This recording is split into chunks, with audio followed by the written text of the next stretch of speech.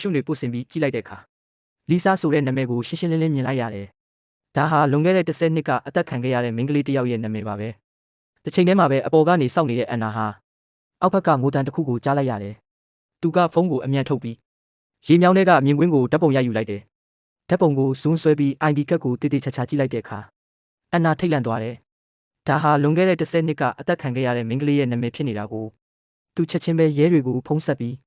အခြေအနေကိုအကြောင်းကြားလိုက်တယ်။10နှစ်ကြာပျောက်ဆုံးနေတဲ့အလောင်းတွေကိုရုတ်တရက်ပြန်တွေ့လိုက်ရတာကြောင့်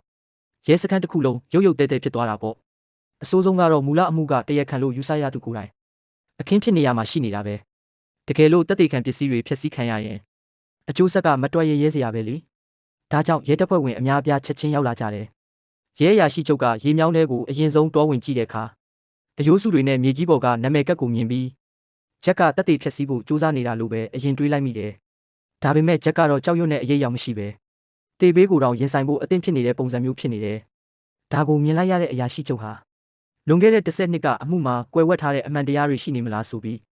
စတင်တန်တရားဝင်လာပါတော့တယ်